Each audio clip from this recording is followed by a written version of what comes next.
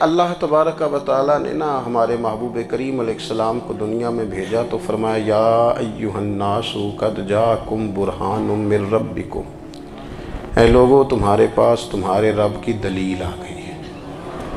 اللہ تبارک و تعالیٰ نے محبوب پاک علیہ السلام کو سراپا دلیل بنا کے بھیجا۔ باقی انبیاء کرام علیہم السلام کے پاس بھی اپنی نبوت کے دلائل کے طور پر بے شمار معجزات تھے، اور حضور کریم علیہ السلام کے تو پورے وجود کو ہی اللہ نے معجزہ بنایا ہے۔ اور نبی پاک صلی اللہ تعالیٰ علیہ وآلہ وسلم کی نبوت کی دلیلیں، حضور کے رسالت کے مستحکم دلائل جگہ جگہ آپ کو ملیں گے۔ سب سے پہلی چیز تو یہ سمجھنے والی ہے کہ نبی پاک علیہ السلام نے جس چیز کو سب سے پہلے اپنی نبوت کی دلیل کے طور پر بیان فرمایا وہ حضور کا کردار ہے، سیرت ہے، عمل ہے، حضور کا لوگوں کے ساتھ رویہ ہے۔ نبی پاک علیہ السلام کی تبلیغ کے 3 دور ہیں۔ ایک تو حضور نے اپنے قول سے تبلیغ فرمائی ہے، وہ 40 سال کی عمر سے محبوب نے اعلان فرمایا اور تبلیغ کی۔ اور ایک نبی پاک صلی اللہ تعالیٰ علیہ وسلم بالواسطہ حضور کی تبلیغ ہے جو آج تک جاری ہے۔ امت کے علماء، مشائخ، مبلغین حضور کے دین کو آگے پھیلا رہے ہیں، تو دراصل یہ بھی تبلیغ رسول پاک علیہ السلام ہی کی تبلیغ۔ اور ایک حضور کی تبلیغ کا دور ہے، حضور کی پیدائش سے لے کر ولادت مبارکہ سے لے کر حضور علیہ السلام کے اعلان نبوت تک۔ اس دوران نبی پاک نے جو تبلیغ فرمائی ہے وہ اپنے کردار سے فرمائی ہے۔ عرب کا وہ معاشرہ جو بڑا میلا کچیلا گدلا ہو چکا تھا، جس کے اندر سراسر مادہ پرستی کا زور تھا، جس کے اندر لوگ انسانوں کی خرید و فروخت کرتے تھے، جس کے اندر بیٹیوں کو زندہ دفن کر دیتے تھے، جس کے اندر جو آدمی جتنا زیادہ مضبوط ہوتا تھا اتنا زیادہ لٹیرا بن جاتا تھا، اس معاشرے کے اندر رسول کریم علیہ السلام نے 40 سال گزارے، اور اس طرح گزارے کہ جو بیگانے بھی تھے وہ بھی کہا کرتے تھے یہ صادق ہیں، یہ امین ہیں۔ اور جب حضور نے اعلان نبوت کیا تو فرمایا، یہ قرآن مجید کے لفظ ہے، فرمایا فَقَدْ لَبِثْتُ فِيكُمْ عُمَرًا مِّن قَبْلِهِ أَفَلَا تَعْقِلُونَ، میں تمہارے بیچ عمر کا ایک حصہ گزار چکا ہوں، تمہیں عقل نہیں ہے، شعور نہیں ہے۔ نبی کریم علیہ السلام نے اپنے کردار کو، اپنے عمل کو اپنی نبوت کی دلیل کے طور پر بیان فرمایا۔ وہ تو حضرت حلیمہ بھی فرماتی ہیں نا، جب میں نبی کریم علیہ السلام کو اپنے گھر لے گئی تو میرا اپنا بچہ بھی دودھ پیتا تھا، 2 میرے بیٹے ہو گئے، ایک میری یہ نسبی اولاد اور حضور میری رضائی اولاد۔ تو کہتی ہیں جب میں کریم محبوب علیہ السلام کو اپنے سینے سے لگاتی تھی تو حضور میرے ایک پستان سے دودھ پیتے تھے اور دوسرا اپنے بھائی کے لیے چھوڑ دیا کرتے تھے۔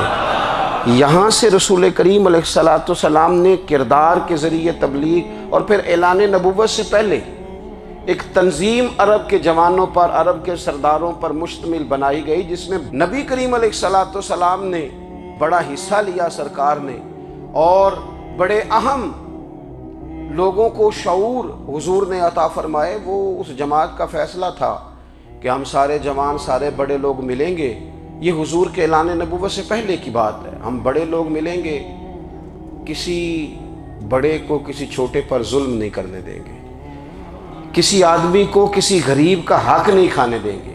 حضور علیہ السلام نے نا اپنے کردار سے، اپنے عمل سے، اور آپ کا جو عمل ہوتا ہے نا وہ اصل ہوتا ہے۔ ایک ہوتا ہے آپ کوئی بات کرتے ہیں، اور ایک ہوتا ہے کہ آپ کوئی عمل کرتے ہیں۔ آپ جب عمل کرتے ہیں تو عمل کے ذریعے بھی لوگوں تک بات پہنچتی ہے کہ دراصل آپ کا اٹھنا بیٹھنا، چلنا پھرنا کیا ہے۔ میرے رسول کریم علیہ السلام کا اٹھنا بھی ایک نبی کا، بیٹھنا بھی ایک نبی کا، بات کرنا بھی ایک نبی کا، معاملات زندگی کرنا بھی ایک نبی کا، لین دین کرنا بھی ایک نبی کا۔ ایک شخص کہتے ہیں میں نے اعلان نبوت سے پہلے حضور علیہ السلام سے کوئی چیز خریدی تھی، اور میں نے عرض کیا تھا آپ یہاں تشریف رکھیں، میں پیسے لے کے آتا ہوں۔ میں 3 دن کے بعد آیا۔ دیکھو یہ بات کرنی کتنی آسان ہے، بولنی کتنی آسان ہے، پر 3 دن یہاں میرے بھائی کو، کسی شخص کو 2 گھنٹے انتظار کرنا پڑ جائے تو لوگ کہتے ہیں الانتظار اشد من القتل، یہ تو قتل سے زیادہ تکلیف والا معاملہ ہے، منتظر رہنا کسی کا۔ کہتے 3 دن کے بعد میں آیا تو میرے رسول کریم وہیں تشریف فرمایا، بس اتنا فرمایا یار تم نے مجھے بڑی تکلیف میں ڈال دیا، 3 دن ہو گئے یہاں رکے ہوئے۔ تو حضور نے اپنے کردار کو، اپنے عمل کو، اپنے معاملات کو سب سے پہلے اپنی نبوت کی دلیل کے طور پر پیش کیا۔ کسی نے کیا خوب کہا تھا کہ جو تیری جان کے دشمن ہیں وہ بھی کہتے ہیں، وہ جو تیری جان کے دشمن ہیں، بظاہر تو آئے ہیں نا ہجرت کی رات جان لینے، لیکن امانتیں حضور کے گھر میں رکھی ہوئی ہیں، امانتیں کاشانہ نور پہ پڑی ہیں۔ وہ جو تیری جان کے دشمن ہیں وہ بھی کہتے ہیں کہ امین تو ہے اور صداقت کی آبرو تو ہے، امین بھی تو ہے، صداقت کی آبرو تو ہے۔ تو پہلے کردار۔ پھر دوسری بات، اللہ تعالیٰ نے اپنے محبوب علیہ السلام کو اپنا مطلق نائب بنا کر، اپنا محبوب اعظم بنا کر، ویسے ہی سارے انسانوں کے بارے میں کہا وَإِذْ قَالَ رَبُّكَ لِلْمَلَائِكَةِ إِنِّي جَاعِلٌ فِي الْأَرْضِ خلیفہ، میں زمین میں اپنا نائب بنانے والا ہوں۔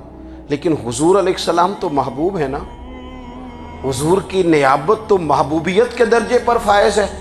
تو رسول پاک کو رب کریم نے اس طرح کا بنا کے بھیجا کہ حضرت عبداللہ ابن رواحہ رضی اللہ تعالیٰ عنہ بیان فرماتے ہیں کہ اگر حضور کوئی معجزہ نہ بھی دکھاتے، نبی کریم علیہ السلام سے کوئی اعجاز لوگ نہ بھی دیکھتے، تو محبوب کا تو چہرہ ہی اس طرح کا تھا، لوگوں نے دیکھتے جانا تھا اور کلمہ پڑھتے جانا تھا۔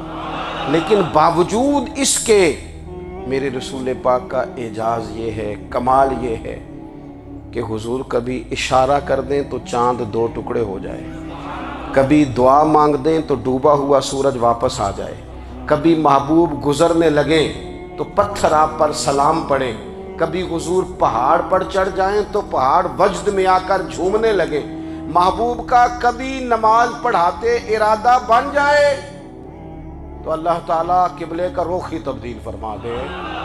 کیا خوبصورت سوچ ہے اور کیا نظریہ دیتے ہیں بریلی کے امام۔ فرماتے ہیں اجابت کا جوڑا عنایت کا صحرا، دلہن بن کے نکلی دعائے محمد، اور اجابت نے جھک کر گلے سے لگایا بڑی ناز سے جب دعائے محمد۔ دیکھو خدا کی رضا چاہتے ہیں دو عالم، خدا چاہتا ہے رضائے محمد صلی اللہ تعالی علیہ وسلم۔ اور ایک مقام پہ فرماتے ہیں نائب دست قدرت پہ لاکھوں سلام، نائب دست قدرت پہ لاکھوں سلام۔ تو اللہ تعالیٰ نے نبی پاک صلی اللہ تعالی علیہ وسلم کو جو اعجاز۔ پھر ایک اور بات، وہ بھی تو جواب میں تمہارے ماں باپ کو دے گا نا، تو فی نفس ہی یہ تم نے خود ظلم کیا ہے اپنے ماں باپ پر۔ کیوں تم نے ایسا لہجہ اختیار کیا کہ جس سے سامنے والے کی انا جاگ جائے اور وہ تمہارے مقابلے میں آ کر کے کھڑا ہو جائے؟ کیوں تم نے اس طرح کے انداز اختیار کیے کہ جس سے سامنے والا بھی سارے پنجے کھڑے کر کے باہر نکل آئے اور کہے آ جاؤ پھر میں بھی میدان میں حاضر ہوں؟ رسول کریم کی فصاحت، بلاغت دیکھیں نا، حضور 2-4 جملوں میں ساری بات سمجھا جاتے ہیں۔ ایک حدیث پاک اگر ہماری سمجھ میں آ جائے، ایک روایت نبی پاک صلی اللہ تعالی علیہ وسلم نے فرمایا خوبصورت مسلمان وہ ہے جو بے مقصد باتوں کو چھوڑ دے۔ لو اس سے پوری زندگی سجائی جا سکتی ہے، ایک جملے سے پوری زندگی سواری جا سکتی ہے، کوئی لمبی چوڑی باتوں میں جانے کی ضرورت نہیں۔ کہا خوبصورت مسلمان یہ ہے جو بے مقصد باتوں کو چھوڑ دے، لا یعنی باتوں کو۔ کیا کہتے ہیں ہمارے دیہات کے لوگ، جڑے پنڈ جانا نہیں ادھر راہ پوچھنے دی، لیکن آج کل لوگ باز آندے یعنی جس بات کا بالکل تعلق نہیں نا وہ بات بھی کرتے جاتے ہیں، جس کا شعبہ ہی نہیں وہ بھی چھلانگ لگا لگا کے اس میں آ جاتا ہے۔ ہم اپنا وقت ضائع کرتے ہیں، اپنی صلاحیتیں ضائع کرتے ہیں، اپنا نقصان کرتے ہیں۔ ہم اپنا کام صحیح کر کے نہیں کرتے اور دوسری ساری دنیا کو ٹھیک کرنا چاہتے ہیں۔ او بھائی آپ جس جگہ جس شعبے سے تعلق رکھتے ہیں آپ اپنے معاملات میں مضبوطی پیدا کریں۔ حضور نے اپنی فصاحت کے ساتھ، بلاغت کے ساتھ لوگوں کو قائل کیا، اور قرآن مجید کی تاثیر کا یہ اثر میرے کریم رسول نے دکھایا کہ رات کو جب حضور بیٹھ کے قرآن پاک پڑھتے تھے نا، جب یاسین والے نبی خود یاسین کی تلاوت کریں، جب طٰہٰ والے محبوب خود طٰہٰ کی تلاوت کریں، غور کرو نا، جب مدثر والے محبوب خود ان جملوں کو ادا کریں، یعنی جن کے بارے میں آیت آئی ہے، جب وہی یہ آیت پڑھیں کہ انا اعطیناک الکوثر، یعنی جن کا ذکر ہو رہا ہے، جب وہ یہ بات کریں کہ یا ایھا النبی انا ارسلناک شاہدا ومبشرا ونذیرا لتؤمنوا باللہ ورسولہ وتعزروہ وتوقروہ وتسبحوہ بکرۃ واصیلا، جن کے بارے میں آیت آئی ہے، جب وہ یہ کہہ رہے ہوں کہ ورفعنا لک ذکرک، جب وہ کہہ رہے ہوں والضحیٰ واللیل اذا سجا، ذرا اس کیفیت کو دیکھیں جب محبوب خود پڑھ رہے ہوں، اور جو حضور پر آئی ہیں اس کا ذائقہ، اس کا لطف، اس کا انداز بھلا کیا ہوگا۔ حضور جب رات کو پڑھتے تھے نا قرآن پاک، تو جو پکے کافر تھے نا، ابو جہل جیسے لوگ، وہ بھی جھاڑیوں میں چھپ چھپ کے مدینے والے کی تلاوت سنا کرتے تھے، حضور کی تلاوت سنا کرتے تھے۔ یہی بہتر ہے کہ پردوں میں وہ پردہ پوش رہے، وہ اگر پردے ہٹا دے تو کسے ہوش رہے۔ رسول کریم علیہ السلام کی تلاوت کا سننا، قریب جانا، یہ اعجاز ہے۔ حضرت فاروق اعظم کہتے ہیں میں طبیعت کا بڑا ڈاڈا تھا، مزاج کا بڑا سخت تھا، زندگی ہمیشہ ڈٹ کر گزاری، باتوں پر کھڑا رہنا آتا تھا، پر جب میری بہن نے مجھے چند آیتیں سنائی نا تو میں تڑپ ہی گیا۔ گھروں آیا سا مار مقامنے نو، ان مینو مار دے لے چلو، اوے متے عمر دی عمر برباد ہو جائے، جتھے عمر سوار دے لے چلو۔ یہ اعجاز ہے رسول کریم صلی اللہ تعالیٰ علیہ وسلم پر نازل ہونے والی کتاب کا۔ پھر حضور نے خبریں دی، نبی پاک نے خبریں دی، حضور نے فرمایا روم فتح ہوگا، وہ ہوا۔ نبی کریم علیہ السلام نے فرمایا شام فتح ہوگا، تو شام فتح ہوا۔ فرمایا ایران فتح ہوگا، تو ایران فتح ہوا۔ سراقہ بن مالک کہتے ہیں ایک گاؤں پر بھی مسلمانوں کی حکومت نہیں تھی، ایک گاؤں پر۔ حضور مکہ مکرمہ سے نکل رہے تھے، مدینہ طیبہ تشریف لے جا رہے تھے، ابھی راستے میں تھے، میں 100 سرخ اونٹوں کے لالچ میں معاذ اللہ حضور کو گرفتار کرنے پہنچ گیا۔ محبوب نے حکم دیا، حضور کا معجزہ میں نے آنکھوں سے دیکھا، میرا گھوڑا زمین میں دھستا چلا گیا، میں نے معافی مانگی، حضور نے معاف کر دیا۔ میں نے سمجھا اچانک ہو گیا ہے۔ یہ منوانا بھی بڑا مشکل کام ہے۔ شجر و حجر پہچان گئے، انسان کی نظروں میں شاکی رہا۔ یہ کچھ ایسے لوگ ہیں جن کو منوانا توبہ توبہ، ماننے کو تیار نہیں، دیکھ دیکھ کے بھی ماننے کو تیار ہے نہیں، ماننے کو تیار ہی نہیں۔ کہتے ہیں کہ میں نے پھر چاہا آگے بڑھنا، تو پھر زمین کے اندر میرے گھوڑے کے پیر دھنسنے لگے، پھر معافی مانگی۔ کریم تیرے معاف کرنے کی ادا پہ بھی قربان جائیں۔ یہ نہیں فرمایا کہ تو بار بار یوں ہی کرتا ہے، فرمایا معافی مانگتا ہے، جا میں نے معاف کیا۔ کہتے ہیں 3 دفعہ میں آگے بڑھا، 3 دفعہ حضور نے معاف کیا، تو مسکرا کے فرمانے لگے تو یہاں مجھے گرفتار کرنے آیا ہے، وہ کیسر روم کا علاقہ فتح ہوگا۔ وہ کنگن جو پہنتا ہے نا ہاتھوں میں، بادشاہ کے کنگن معروف ہیں، وہ تیرے ہاتھوں میں آئیں گے۔ اللہ کرے آپ سمجھیں۔ یہ جو لوگ ڈری ڈری سہمی اور ہمارے بچے مایوسی کی معاذ اللہ باتیں کرتے ہیں، وہ دیکھیں حضور کس طرح کی گفتگو فرماتے ہیں۔ ابھی ایک گاؤں پر بھی اسلام کی حکومت نہیں، لیکن حضور کا خبر دینے کا انداز۔ کریم فرمانے لگے وہ کیسر روم کے جو کنگن ہوں گے وہ تیرے ہاتھوں میں آئیں گے۔ جناب سراقہ بن مالک فرماتے ہیں کہ میں مسلمان ہو گیا، حضور کا وصال ہو گیا، کنگن نہیں آئے۔ حضرت ابوبکر صدیق کا وصال ظاہری ہو گیا، کنگن نہیں آئے۔ جناب عمر کا دور آ گیا، سراقہ بوڑھے ہو گئے۔ کوئی بندہ پوچھتا نا کہ اب تو عمر ڈھل گئی ہے، زندگی کا پتہ نہیں، کہنے لگے نہیں میں نہیں جاتا، جب تک کنگن نہیں آتے اسرائیل کوئی نہیں آئیں گے، کیونکہ ساڈے نبی دی زبان ساڈے واسطے قرآن۔ جو دن کو کہہ دیا دن ہے تو دن نکل آیا، جو شب کو کہہ دیا شب ہے تو رات ہو کے رہی، اور خدا نے ان کی زبان کو وہ اختیار دیا، جو نکلی منہ سے ان کے وہ بات ہو کے رہی۔ اور فاضل بریلوی کا تو انداز ہی پھر انوکھا ہے نا، وہ تو کہتے ہیں وہ زبان جس کو سب کن کی کنجی کہیں، جس کو سب کن کی کنجی کہیں، اس کی نافذ حکومت پہ لاکھوں سلام۔ کہنے لگے نہیں آتے حضرت اسرائیل، فکر نہ کرو، بوڑھے ہو گئے تھے، نکلنا گھر سے بند کر دیا تھا۔ حضرت عمر کا دور تھا، کنگن آ گئے۔ حضرت فاروق اعظم نے ان کے پوتوں سے، نواسوں سے، بچوں سے کہا جاؤ بلا کے لاؤ، کا دادا جان بوڑھے ہیں، فرمایا تم کان میں کہہ دینا کنگن آ گئے، پھر تم دیکھنا تو صحیح۔ پھر حضرت سراقہ آئے، حضور نے جو خبریں دیں، نبی پاک علیہ الصلوۃ والسلام نے جو گزشتہ قوموں کے احوال بیان کیے، اور پھر میرے نبی پاک علیہ الصلوۃ والسلام نا دنیا میں عزتیں دینے آئے، عزتیں۔ یہ مزاج ہمیں کم کرنا چاہیے، یہ جو ہم ساری زندگی اس کام میں لگا دیتے نا، کسی کو نیچا کیسے دکھانا ہے، یہ انداز حضور نے نہیں ہمیں دیا۔ آپ دیکھو حضور تشریف لائے تو ہمیں پتہ چلا کہ حضرت یوسف جیسا سونا کوئی نہیں، حضور تشریف لائے تو ہمیں پتہ چلا کہ حضرت داؤد جیسی خوبصورت آواز کسی کی نہیں، حضور تشریف لائے تو ہمیں پتہ چلا کہ جناب عیسیٰ علیہ السلام کا فقر اختیاری کس طرح کا تھا، محبوب تشریف لائے تو ہمیں پتہ چلا کہ حضرت موسیٰ کا جلال کس طرح کا تھا۔ یہ تو حضور آئے تو نبی پاک علیہ السلام نے اس کی بھی عظمت بیان کی، اس کی بھی شان بیان کی۔ حضور نے بتایا کہ ابو بکر صدیق کی شان کیا ہے، فاروق اعظم کا مرتبہ کیا ہے، عثمان غنی کی حیا کیا ہے، مولا علی کی شجاعت کیا ہے، اہل بیت نبوت کی عظمت کیا ہے۔ حضور آئے عزتیں دینے، ماں کو عزت دی مدینے والے رسول نے، کہا جس کا باپ راضی ہو گیا اس کا رب راضی ہو گیا۔ فرمایا جو 2 بیٹیاں، 3 بیٹیاں، 4 بیٹی بہنیں یا 1 بیٹی یا بہن بیاہ کے آ گیا نا، جس طرح میری 2 انگلیاں جڑی ہوئی ہیں میرے ساتھ جڑ کے جنت میں جائے گا۔ رسول کریم صلی اللہ تعالی وسلم نے عزت دی، عزت دی۔ حضور عزتیں دینے، کوئی اعزاز نہیں، ان پڑھ بندہ ہے، سادہ ہے، غریب ہے، مزدوری کرتا ہے، ہاتھوں پہ چھالے، یا رسول اللہ اس کا بھی کوئی اعزاز ہے؟ قربان جائیں، میرے کریم نے عزت دی، فرمایا محنت کر کے روزی کمانے والا تو اللہ کا دوست ہے،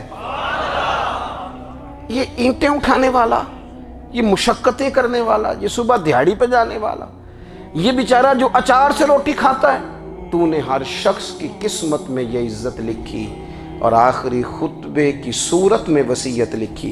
رسول کریم نے ہر بندے کو اعزاز دیا، عظمتیں دی، حضور عزتیں دینے آئے، نبی پاک علیہ السلام نے اعزازات دیے، حضور نے نوازا۔ یہ ساری چیزیں میرے رسول پاک کی تشریح، اور پھر یہ جو حضور کے صحابہ اور اہل بیت ہیں نا، یہ بھی میرے نبی پاک کی نبوت کی دلیل ہے۔ اتنی جلدی انقلاب آیا نہیں کرتے، وہ کل تک جو رہزن تھے حضور نے راہبر بنا دیے، وہ لوگ جو کل تک ایک دوسرے کے گلے کاٹ کے کھاتے تھے، ایک دوسرے کو مارتے تھے، تکلیف پہنچاتے تھے، برادری ازم پہ لڑتے تھے، حضور نے بھائی بھائی بنا دیے۔ ایک پلیٹ میں کھانا کھانے لگے، سیدنا بلال حبشی، صہیب رومی، سلمان فارسی، حضور نے یوں کر کے ملا دیا۔ نبی کریم علیہ السلام نے تقسیمیں ختم کر دی دنیا میں۔ حضور کہ صحابہ نے اپنا کردار اس طرح کا دکھایا، اتنا بلند کیا، اور صحابہ کرام علیہم رضوان اس کو دیکھ کر اتنی بلندیوں پہ گئے کہ گواہیاں اللہ کا قرآن دیتا ہے۔ فرمایا محمد الرسول اللہ والذین معہ اشداء علی الکفار رحماء بینہم تراہم رکعا سجدا یبتغون فضلا من اللہ ورضوانا۔ فرمایا یہ جو میرے محبوب کے ساتھ والے ہیں کافروں پر سخت ہیں، آپس میں نرم دل ہیں، تم جب بھی انہیں دیکھو گے سجدے کرتے دیکھو گے، رکوع کرتے دیکھو گے، تم انہیں دیکھو گے اللہ کی رضا کے متلاشی ہیں۔ انہیں ساری مادہ پرستی سے نکال کر محبوب نے رب کی رضا کے رستے پہ ڈال دیا۔ میرے نبی کریم سید عالم صلی اللہ تعالیٰ علیہ وسلم کی نبوت کے دلائل کے طور پر یہ ساری چیزیں آئیں۔ بس میں بات سمیٹنے لگا ہوں۔ حضور کا جو اخلاق ہے نا، وہ بھی نبی کریم علیہ السلام کی نبوت کی بہت بڑی دلیل ہے۔ وَإِنَّكَ لَعَلَىٰ خُلُقٍ عَظِيمٍ۔ محبوب ہم نے آپ کو نا خلق عظیم کا مالک بنایا ہے۔ کچھ لوگ سمجھتے ہیں صرف آپ کا بولنے کا انداز ٹھیک ہو تو آپ با اخلاق ہیں۔ نہیں بھائی، بولنے کا انداز ٹھیک ہونا با اخلاق نہیں، سچ بولنا اخلاق کی علامت ہے۔ آپ کا حق بات کرنا اخلاق ہے، آپ کا صحیح گواہی دینا اخلاق ہے، آپ کا اللہ تعالیٰ کی طرف سے آزمائش آنے پر صبر کا مظاہرہ کرنا اونچا اخلاق ہے۔ رب نعمت دے تو آپ کا وجود ڈھلتا جائے شکر میں، یہ اخلاق ہے۔ رب کریم اگر آپ کو کسی وقت کسی آزمائش میں اپنی حکمت سے ڈالتا ہے تو عزت نفس کو برقرار رکھنا، خودداری کو برقرار رکھنا، یہ اخلاق نبی پاک نے اعلیٰ ترین اخلاق کی بات بتائی، اعلیٰ ترین۔ حضور نے لوگوں سے بیعت لیتے وقت کہا تھا میرے ہاتھ پر بیعت کرو، چوری نہیں کرو گے۔ نبی پاک علیہ السلام نے مختلف امور پر بیعت لی۔ حضرت حکیم بن حزام کہتے ہیں حضور نے میرے ہاتھ پہ ہاتھ رکھ کے کہا میرے ہاتھ پہ ہاتھ رکھ کے بیعت کرو کہ کسی دنیا دار سے سوال نہیں کرو گے، خودداری سے زندگی گزارو گے، عزت نفس سے جو رب نے تمہیں دیا ہے تم اس پر راضی رہو گے۔ لوگوں کی جیبوں کو ٹٹولنا، دوسروں کی دولتوں پہ راج کرنا، دوسروں کے مال پر نگاہیں ڈالنا اللہ کے حبیب نے پسند نہیں فرمایا۔ فرمایا بیعت کرو کہ تم کبھی کسی سے سوال نہیں کرو گے، حد ہو گئی۔ نبھانے والوں نے پھر اس عہد کو نبھایا اور کمال کر دی۔ حضرت حکیم بن حزام گھوڑے پہ بیٹھے تھے، ہاتھ میں درہ تھا، وہ زمین پہ گر گیا، قریب غلام کھڑا تھا، حضرت حکیم بن حزام خود گھوڑے سے اترے، درہ اٹھایا، دوبارہ گھوڑے پہ بیٹھے۔ غلام عرض کرنے لگا حضور مجھے بتا دیتے میں اٹھا کے دے دیتا۔ آنکھیں چمک اٹھیں، فرمانے لگے کیسے بتا دیتا، اپنے رسول سے وعدہ کیا ہے کبھی کسی سے سوال نہیں کروں گا، کبھی سوال نہیں کروں گا۔ اللہ کے محبوب نے ہمیں اعلیٰ اخلاقی قدروں کی بات ہمیں سکھائی ہے۔ ہم دیکھتے ہیں کہ بڑی جلدی 2 4 5 لوگوں کے غصہ دلانے پر ہم ساری اخلاقی حدوں کو کراس کر جاتے ہیں۔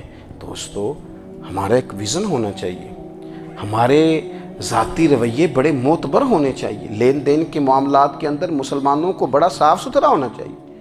ہمیں اپنی معاشی زندگی میں روزمرہ کے معاملات میں ہماری توجہات کا مرکز صرف اللہ رسول کی ذات ہونی چاہیے۔ رب کریم نے اپنی حکمت سے کسی کو کتنا دیا ہے یہ اس کی حکمت کے تقاضے ہیں، ہمیں اس نے جس رنگ میں جس حال میں رکھا ہے ہمیں اپنے رب کی رضا پر بہت زیادہ مطمئن ہونا چاہیے۔ اچھا پھر ایک اور بات،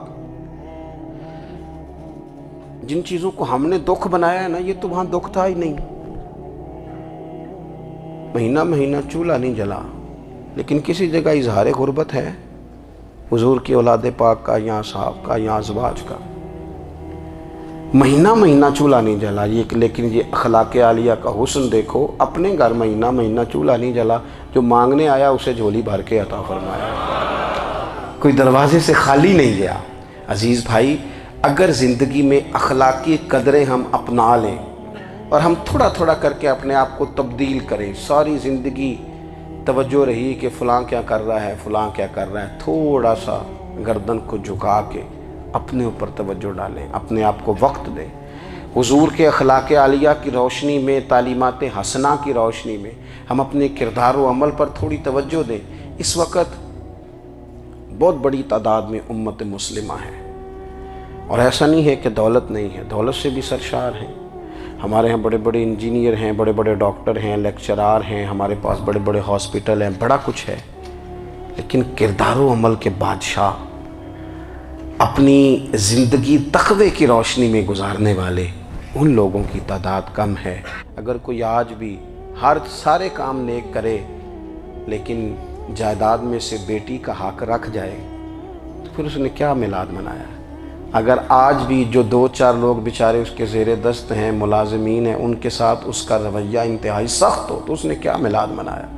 اگر آج بھی وہ برادری ازم کی بنیاد پر دوستیاں کرے اور چھوٹے بڑے کی وہ تقسیم رکھے، جسے حضور نے فرمایا کہ قبیلے تو تعارف کے لیے، ورنہ کسی عربی کو اجمی پر، گورے کو کالے پر کوئی فضیلت نہیں۔ اگر کوئی آج بھی اس برادری ازم کا قائل ہے پھر اس نے کیا میلاد منایا؟ اگر کوئی شخص آج بھی اپنے آپ کو مادہ پرستی میں پوری طرح دھکیل چکا ہے اور رضا الہی کا مسافر نہیں بنا تو اس نے کیا میلاد منایا؟ اپنی طبیعتوں میں روحانی تبدیلی اور وہ خاص افکار جو حضور اپنے غلاموں میں پیدا فرماتے ان افکار کو پیدا کرنا، سوچوں کو بدلنا، سوچوں کو، نظریات کو بدلنا، اپنے روزمرہ کے معاملات کا جائزہ لینا کہ ہم کس طرح آگے بڑھ سکتے ہیں اور کس طرح ہم ایک بہترین امتی اور ایک بہترین مسلمان بن سکتے ہیں، اس پر توجہ دینا یہ میلاد ہمیں سبق دیتا ہے۔ اللہ تعالیٰ مجھے اور آپ کو عمل کی توفیق عطا فرمائے۔ آخر دعوایا ان الحمدللہ۔ اللہ کے پیارے رسول صلی اللہ تعالیٰ علیہ وآلہ وسلم کی محبت ہم پر ضروری قرار دی گئی۔ جس طرح حدیث پاک میں یہ فرمایا گیا نا کہ تم اتنی دیر تک مومن نہیں ہو سکتے جب تک ہر چیز سے بڑھ کر، ہر شخص سے بڑھ کر نبی پاک علیہ السلام سے پیار نہ کرو، اسی طرح قرآن مجید نے فرمایا کہ فلا و ربی کا، اے محبوب ہمیں آپ کے رب کی قسم، اے محبوب آپ کے رب کی قسم، لا یؤمنون حتی یحکموک فیما شجر بینہم، یہ اس وقت تک مومن نہیں ہو سکتے جب تک اپنے ہر معاملے میں آپ کو حاکم تسلیم نہ کر لیں۔ یہ آپ کو حاکم تسلیم کر لیں، ہر بات میں آپ کا حکم ماننے لگیں تو آپ کا رب پھر ان کو مومن مانے گا۔ ہر معاملے میں، نماز پڑھنے میں بھی نبی پاک کا حکم ماننا ہے، اور شادی کرنے میں بھی نبی کریم کا حکم ماننا ہے، روزہ رکھنے میں بھی حضور کا حکم ماننا ہے، اور تجارت کرنے میں بھی نبی کریم علیہ السلام کا حکم ماننا ہے۔ جس طرح ہم لوگوں نے نوافل پڑھنے میں، تلاوت کرنے میں رسول کریم علیہ السلام کی بات کو سننا ہے، اسی طرح ہم نے فیصلے کرنے میں، کچہری میں جانے میں، عدالت میں پہنچنے میں، وہاں بھی ہم نے نبی کریم صلی اللہ تعالیٰ علیہ وسلم کی بات پر ہی غور کرنا ہے، اور سرور کائنات علیہ السلام کو ہر معاملے میں از اول تاخیر اپنا حاکم تسلیم کرنا ہے۔ جب ہم اس مفہوم کو سادہ لفظوں میں لیتے ہیں نا کہ ہر معاملے میں حضور سید عالم صلی اللہ علیہ وسلم کا قول فیصل ہوگا، تو پھر ہم کہتے ہیں کہ دنیا میں جب نظام مصطفیٰ نافذ ہو پھر حضور کا قول فیصل ہے۔ یعنی جس طرح حضور کی بات مسجد کے ممبر سے مانی جا رہی ہے، اسی طرح پارلیمنٹ میں بھی اسی طرح حضور کی بات کو تسلیم کیا۔ جس طرح نبی پاک علیہ الصلوۃ والسلام کی بات کا نفاذ ہم نماز روزے کے معاملے میں غور سے سنتے ہیں، مسئلہ پوچھتے ہیں، باریک ہو کے چلتے ہیں، اسی طرح جب جج فیصلہ کرے تو پھر بھی اس نے رسول اللہ صلی اللہ علیہ وسلم کے دین کو ہی دیکھنا ہے۔ نظام مصطفیٰ صلی اللہ علیہ وسلم جب نافذ ہوگا، دنیا میں حضور کا قانون جب نافذ ہوگا، تو پھر ٹھنڈی ہوا چلے گی۔ مسلمانوں کا یہ مسئلہ ہے کہ یہ نبی پاک سے پیار تو کرتے ہیں اور الحمدللہ بڑا کرتے ہیں، لیکن یہ پیار کو جہتوں اور سمتوں میں قید کرتے ہیں۔ یعنی مسجد میں آ کے درود شریف پڑھتے وقت اگر حضور کے غلام ہوتے ہیں تو فیصلہ کرتے وقت اور اپنے حق میں فیصلہ سنتے وقت، اس وقت بھی ہمیں نبی پاک کا ہی غلام ہونا چاہیے۔ ہمیں ووٹ لیتے وقت بھی حضور کے غلام، اور ووٹ دیتے وقت بھی نبی پاک صلی اللہ علیہ وسلم کے غلام۔ جب تک نظام نافذ نہیں ہوتا، نظام،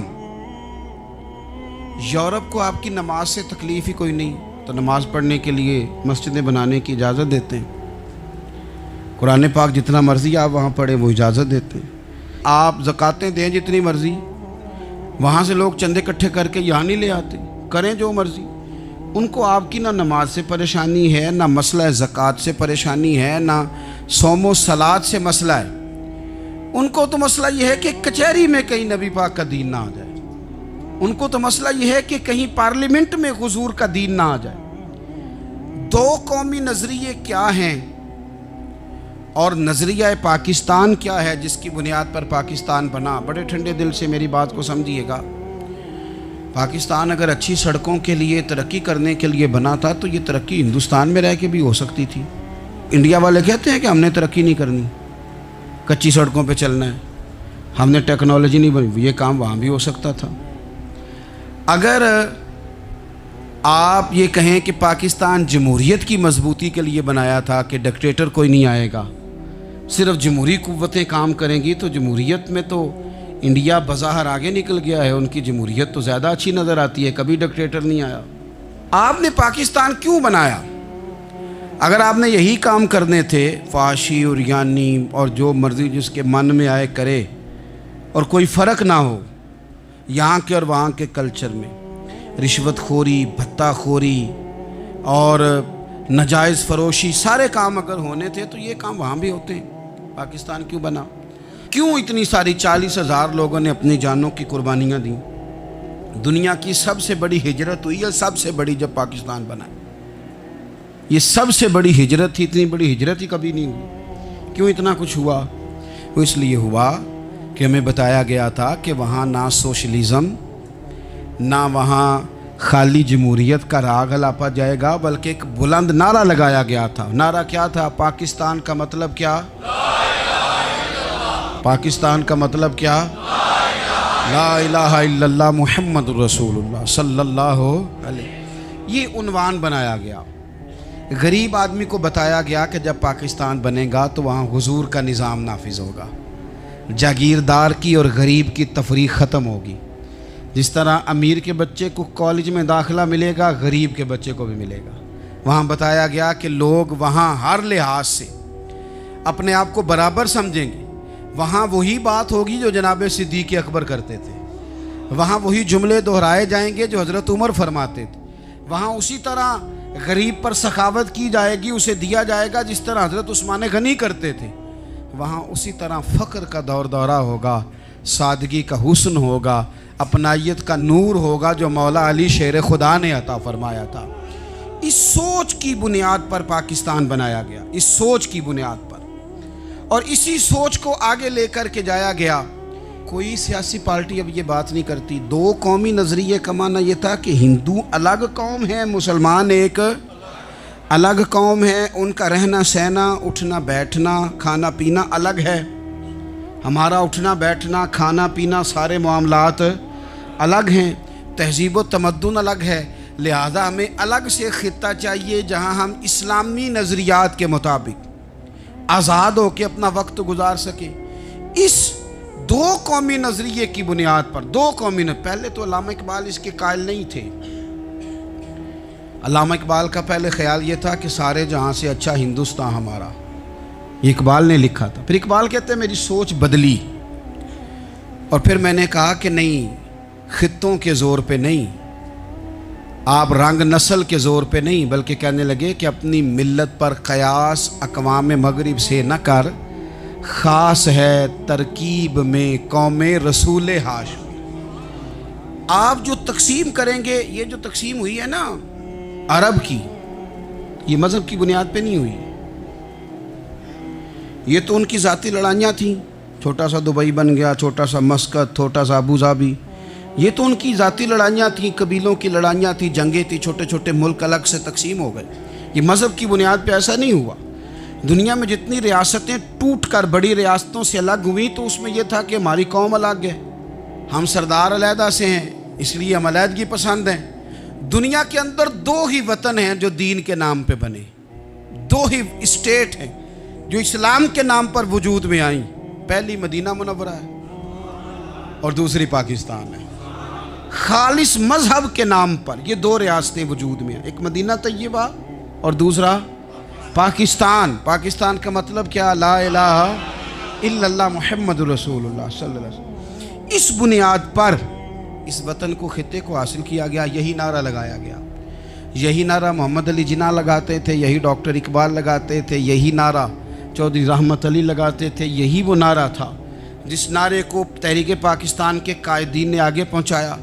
اس زمانے میں جو رائٹر لکھتے تھے ان کی تحریریں آپ آج بھی نکال کے دیکھ لیں، وہ کہا کرتے تھے کہ پاکستان قائم ہوگا تو امیر غریب کی تفریق ختم ہوگی، پاکستان میں وہی نظام آئے گا جو نظام رسول پاک صلی اللہ علیہ وسلم لے کے آئے، قرآن کو نافذ کر دیا جائے گا۔ یہ اس زمانے کے لوگ لکھا کرتے تھے، بیان کرتے تھے، اسی کا ابلاغ ہوتا۔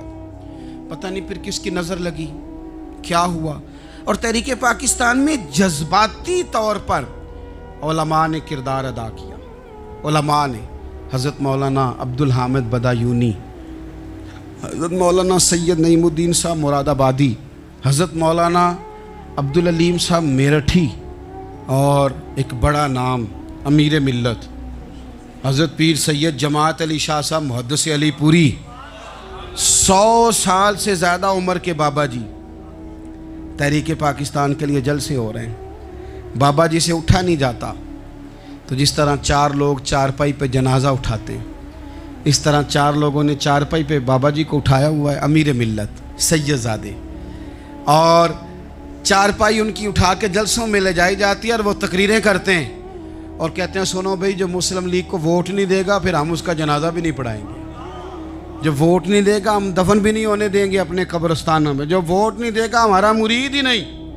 اتنے جذبات میں لا کے 40,000 لوگوں نے قربانیاں دیں۔ ایک نظریہ تھا کہ ہندو الگ قوم ہے، مسلمان ایک، اور پھر پاکستان بنایا گیا۔ آج کیا دھما چوکڑی ہے، کیا ذاتوں پاتوں کی بنیاد پر؟ یہ تو ہندوؤں کا طریقہ تھا کہ وہ ذاتیں پاتیں گنتے تھے کہ یہ برہمن ہے، یہ شوتری ہے، یہ کھتری ہے، یہ فلانا ہے، یہ ہمارے گھر نہیں آ سکتا، یہ نیچ ہے۔ اور اگر آج اس ملک میں بھی الیکشن ذات کی بنیاد پہ لڑا جائے اور یہاں بھی صرف اس لیے سپورٹ کیا جائے کہ یہ میری برادری کا ہے، صرف اس لیے سپورٹ کیا جائے کہ میرا قبیلہ ہے، پہلے دیکھا جائے کہ یہاں کون سی برادری مضبوط ہے تو اس کینڈیڈیٹ کو ٹکٹ دیا جائے، تو پھر کیا آپ نے وطن بنا کے کیا کمال کیا؟ تو اس کا ایک نظریہ ہے۔ کیا نظریہ ہے کہ مسلمانوں کا رہنا، اٹھنا، بیٹھنا، کھانا، پینا الگ ہے۔ دیکھو ایک سادی سی بات ہے، یا آپ نے داڑھی رکھنی ہے، مونچھیں رکھنی ہے، تو اس پر بھی نبی پاک صلی اللہ علیہ وسلم نے کہا کہ الگ سے تمہاری شناخت ہونی چاہیے، الگ سے۔ فرمایا تم نے یہودی چونکہ مونچھیں بڑی رکھتے تھے، فرمایا تم نے داڑھیاں بڑی کرنی ہیں، مونچھیں پست رکھنی ہیں، یہودیوں کی مخالفت کرنی ہے۔ یہ لفظ ہیں حدیث میں ساتھ۔ سادی سی بات ہے نا، پگڑی باندھنی ہے، باندھ لے کوئی آدمی۔ ہمارے پنجاب میں لوگ پگڑی بھی کہہ دیتے ہیں، صافہ بھی کہہ دیتے ہیں، کلہ بھی کہہ دیتے ہیں، جو جس کے من میں آیا۔ لیکن حضور نے تاکید لگائی، فرمایا خاص ہے یہ بھی، یہ اسلام کا کلچر ہے، کلچر الگ سے ہے۔ فرمایا یہودی بغیر ٹوپی کے سر پہ پگڑی باندھتا ہے، تم نے پہلے ٹوپی پہننی ہے پھر پگڑی باندھنی، یہودی کی مخالفت کرنی۔ یہ الگ کلچر ہے، الگ تہذیب ہے مسلمانوں کی، خاص ہے ترکیب میں قوم رسول ہاشمی۔ آپ کی عدالت میں وہ والا نظام نہیں ہوگا جو امریکہ میں ہے، آپ کی عدالت میں وہ والا نظام نہیں ہوگا جو برطانیہ میں ہے، آپ کے پارلیمنٹ میں وہ نظام نہیں چلے گا جو یورپ کا، برطانیہ کا، فلانے کا فلانے کا ہے۔ آپ کی پارلیمنٹ میں، آپ کی عدلیہ میں وہ نظام چلے گا جو قرآن کا ہے اور رسول اللہ کے فرمان کا ہے۔ یہ نظریہ تھا، نظریہ۔ اب اس نظریے کی لوگ بات ہی نہیں کرتے، عوام بھی نہیں کرتی، بالکل نہیں۔ میں بڑی دیر سے رو رہا ہوں، بہت سارے بڑی بڑی گدیوں کے پیر بھی نہیں کرتے۔ ان کو پتہ ہے کہ اگر نظام مصطفیٰ نافذ ہوتا ہے تو مجھے بھی بتانا پڑے گا کہ 80 مربع کہاں سے آئے، مجھے بھی بتانا پڑے گا کہ یہ جو میں 1.25 کروڑ کی کار میں گاڑی میں گھومتا ہوں تو یہ کہاں سے آئی، حساب دینا پڑے گا۔ اور پھر جب پاکستان بن گیا، قربانیوں کے بعد بنا، آپ نے ناراض نہیں ہونا، میرا مہاجر فیملی سے تعلق ہے، جو عزیز رشتہ دار قریبی یہاں رہتے تھے نا، مقامی، وہ تو مہاجروں میں رشتہ داری نہیں کرتے تھے۔ صحیح کہہ رہا ہوں؟ کہتے مہاجر ہے، اچھا جی غیر مسلم ہے، جگہ نہیں دیتے تھے رہنے کو۔ میں کیسے آپ کو بات بتاؤں؟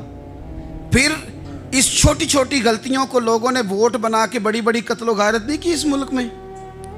اتنا بڑا تکلیف والا منظر تھا۔ میرے دادا جی کی فیملی ساری پاکستان آئی تھی، دادی کی نہیں آئی تھی۔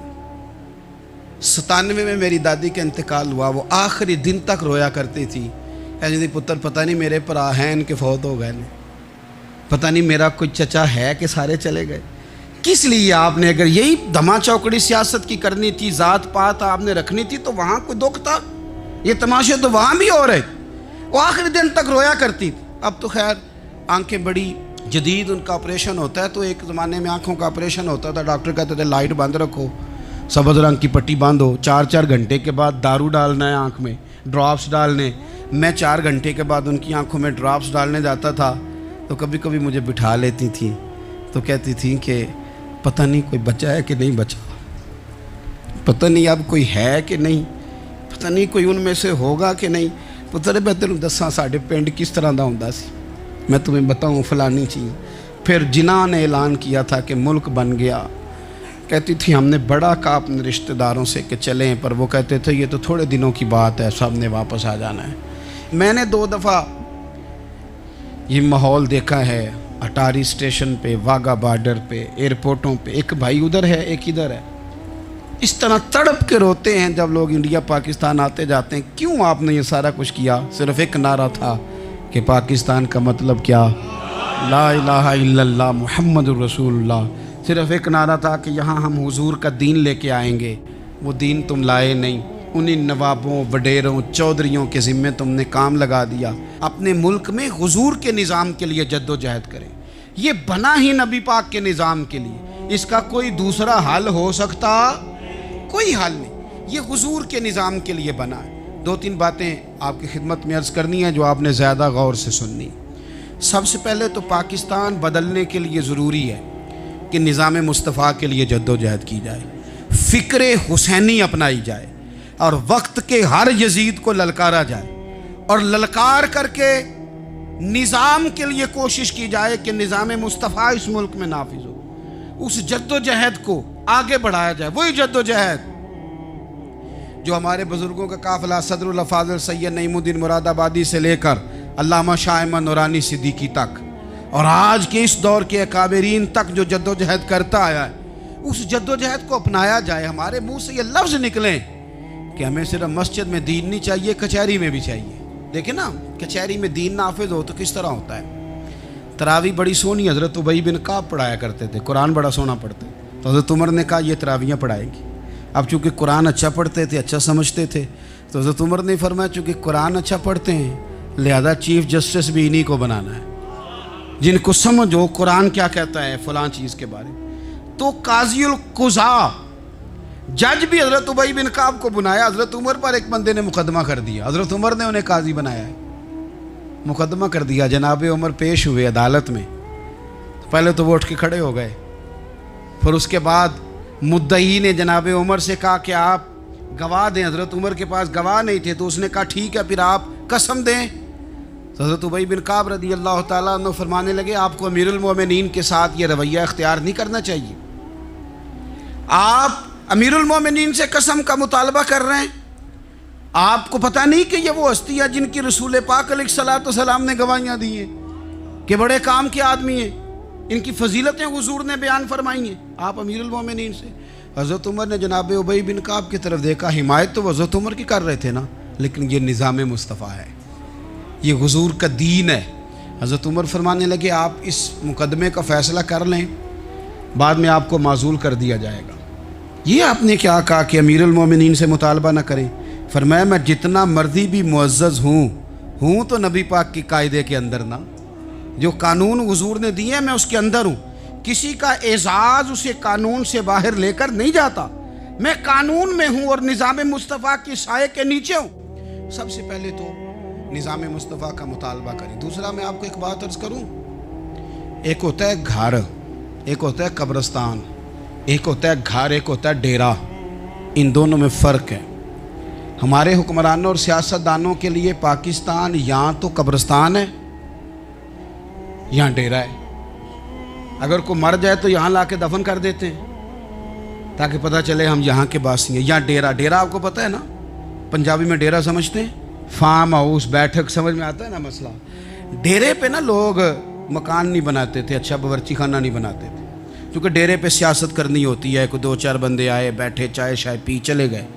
رہائش جہاں ہوتی ہے وہاں سونے کے لیے، بیٹھنے کے لیے، آرام کرنے کے لیے، کچن، باورچی خانہ، کھانے پینے کے لیے، وہاں اپنے گھر والوں کے لیے بندہ بندوبست کرتا ہے۔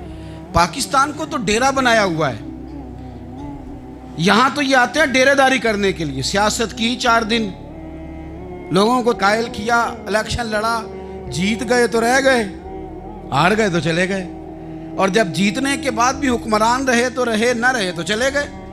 یہ تو ڈیرا ہے، لیکن ڈیرے میں زیادہ نقصان چودھری کا نہیں ہوتا کہ وہ چودھری بنا ہوا ہے، زیادہ ظالم وہ ہوتا ہے جو اپنے آپ کو کمی سمجھتا ہے، وہ نقصان کرتا ہے چودھری کا بھی، چودھری کے بچوں کا بھی، وہ اسے تکبر میں مبتلا کرتا ہے، وہ اس کو کہتا ہے کہ تو بادشاہ سلامت، وہ اس کا دماغ خراب کرتا ہے۔ اس لیے شیخ سعدی کہتے تھے بہت سارے لوگوں کو ان کے مشیر تباہ کر دیتے ہیں کہ تو بلے بلے۔ تو پاکستان ان لوگوں کے لیے یا ڈیرا ہے یا قبرستان ہے، گھر تو میرا اور آپ کا ہے، لہذا ہم نے اسے گھر سمجھنا ہے، صرف اپنے گھر کو نہیں۔ ہماری گلی بھی ہمارا گھر ہے، ہماری سڑک بھی ہمارا گھر ہے، ہمارے پارک ہمارا گھر ہیں، پبلک پراپرٹی ساری ہماری ہیں۔ ہم نے حکمرانوں کا صرف انتظار نہیں کرنا، ہم نے ریپر دیکھ کے پھینکنا ہے کہ گھر ہمارا ہے، ہم نے سڑک پہ کچرا دیکھ کے پھینکنا ہے کہ گھر ہمارا ہے، ہم نے اس کے ذروں سے، اس وطن کی مٹی سے پیار کرنا ہے۔ اور یہ آپ چھوڑ دیں کہ سندھ میں فلانے کی حکومت ہے اور خیبر پختونخوا میں فلانے کی حکومت ہے، پنجاب فلانے کا ہے اور بلوچستان فلانے کا ہے، یہ باتیں آپ چھوڑ دیں۔ خیبر پختونخوا بھی درویشوں کا ہے، حضرت بابا عبدالرحمن کا ہے، پیر عثمان کی شریف کا ہے خیبر پختونخوا، سندھ حضرت عبداللہ شاہ غازی کا ہے، اور پنجاب بابا فرید کا ہے اور داتا علی اجویری کا ہے۔ تو میرے عزیز، سب سے پہلے تو نظام مصطفیٰ کا مطالبہ کریں، پھر اس کی صفائی میں، ستھرائی میں، تعمیر میں، ترقی میں اپنا کردار ادا کریں۔ تیسری بات یہ کہ لوگوں کو یہ بات سمجھائیں ایک دوسرے کو کہ بہت زیادہ خود غرض نہ بنیں، فقط اپنے گھر کی فکر چھوڑ دیں۔ یہ ملتوں کا طریقہ نہیں، قومیں اس طرح نہیں بنتی۔ فقط اپنے گھر کی فکر کرنا، ایسی ہوا چلی ہے کہ ہر شخص سوچتا ہے تمام شہر جلے بس ایک میرا گھر نہ جلے۔ یہ فکر چھوڑ دیں۔